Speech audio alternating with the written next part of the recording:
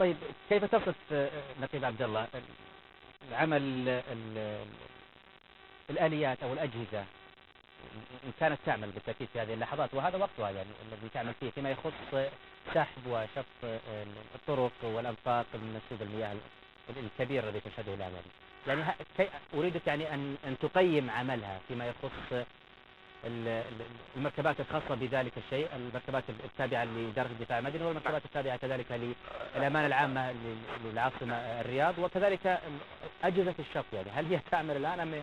نعم، أنا عندما أقيم عملي أنا كرجل دفاع المدني أو أقيم عمل الأمانة، فقد يكون هناك خلل في التقييم، لأن هنالك جهات ذات رقابة وذات يعني تكتب تقارير عن مثل هذه الظروف. ونحن لا ندعي الكمال، بل نسعى لدرجة الكمال والوصول إلى القمة. أنت تشاهد الآن الطرق نعم، هنالك نعم. قد يكون هنالك نوع من القصور، لكن في المقابل في التضحيات وفي أشياء إيجابية ترصد.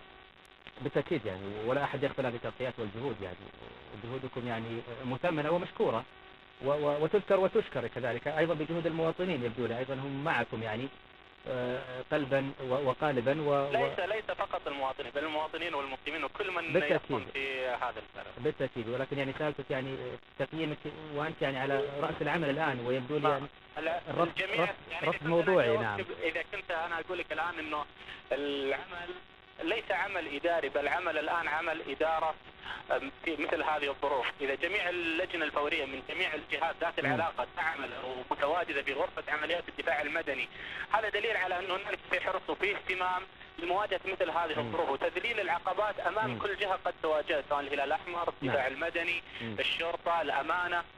يعني خلني أكون معك أكثر صراحة. الأمور الكتابية والمخاطبية الآن مرفوعة في مثل هذا المكان، جميع أمور تنفيذية يعني 100% الآن على طاولة اجتماع في قلب الحدث، إن دل على شيء يدل على في استشعار للمسؤولية واستباق لا قدر الله في مثل وهنا تحضر ثقافة إدارة الأجهزة، أتمنى إن شاء الله تكون موجودة في المديرية العامة للدفاع المدني وكذلك هي موجودة ومنطقة منها العديد من الأشياء مثل اللجان الفرعية أو اللجان الفورية في المحافظات، هي تدير الآن في مثل هذه الظروف. نتمنى ذلك.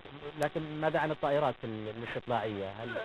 هي ليست طائرات استطلاعية الخاصة بالدفاع المدني، بل الطائرات تعمل جنبا إلى جمع الفرق الأرضية في مواجهة وإنقاذ الحالات اللي تتطلب الموقف نتيجة مثلا بعض الأماكن اللي قد تكون غمرات المياه نتيجة تنزه بعض الأشخاص وانقطعت بهم الطرق عن طريق الأودية والشعاب. فدور الطيران دور فعال ودور إيجابي جدا ومكمل الدور العمليات الأرضية. هل رصدتم أي سيارات عالقة أو عوائل مثلا، يعني ربما الظروف جعلتها نعم طبعا يتحتم عليها يعني بالفعل أن تستخدموا الطائرات؟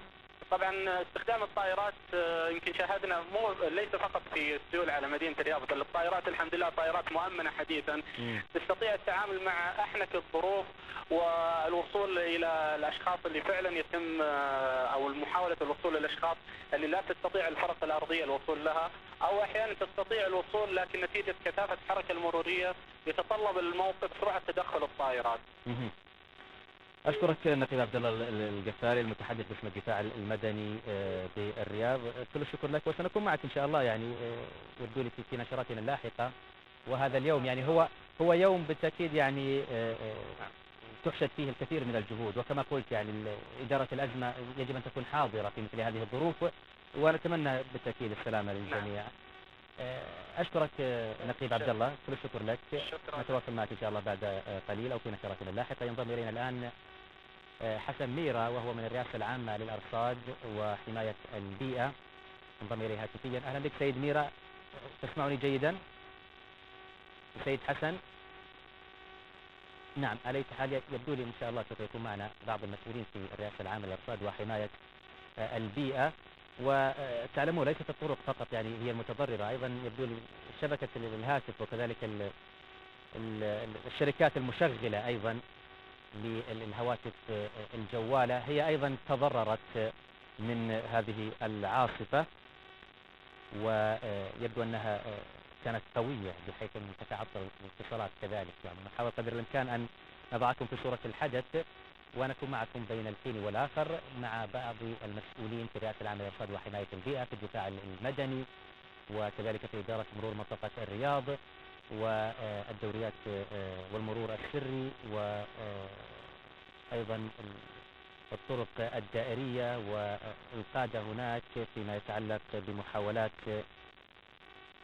تمشيط هذه الطرق ورصد الحدث وتأثيراته على هذه الطرق. وكنا نتمنى أيضا أن يكون معنا أحد من الأمانة العامة لأمانة منطقة الرياض لنكون أيضا معه في صورة الحدث ونقله أول بأول، وكذلك معرفة ما حصل وما سيحصل وما هي طبيعة تدخلاتهم في حدث كهذا. إذا كنا معكم مشاهدينا ومع هذه اللقطات أيضا وهي تأتينا تباعا مباشرة من شمال منطقة الرياض، ويبدو لي هو أيضا أحد الأحياء الأكثر تضررا في العاصمة الرياض. وهذه اللقطات الحصرية لقناة الإخبارية من خلال كاميرات مصوري القناة، وأيضا من خلال تغطية مراسلين في أكثر من منطقة من العاصمة الرياض.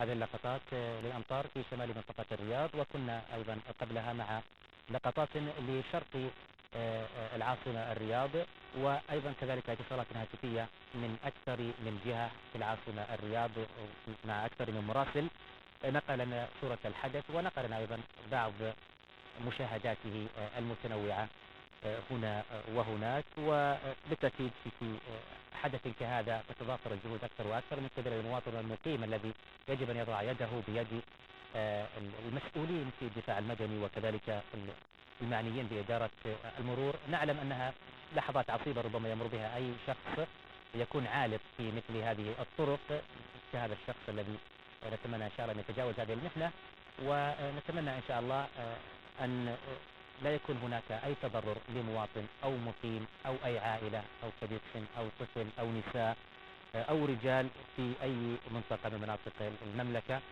ونتمنى إن شاء الله أن يساهم قدر الإمكان أيضا المواطن والمقيم في أن نسهل الأمور على بعضنا البعض، ونحاول قدر الإمكان أن نتفاعل مع رجال الدوريات وأن لا نغامر ولا نجازف في وقت كهذا وفي أوقات وحدث كهذا فيه المغامرة حقيقة بالتأكيد لا يفعلها ذو لب أو أي إنسان رشيد أن يجازف في مثل هذا الوقت ويخرج إلى الشارع، بل يلزم بيته حتى تنتهي هذه الأحداث وهذه الأمطار التي تشهدها الرياض في العاصمة.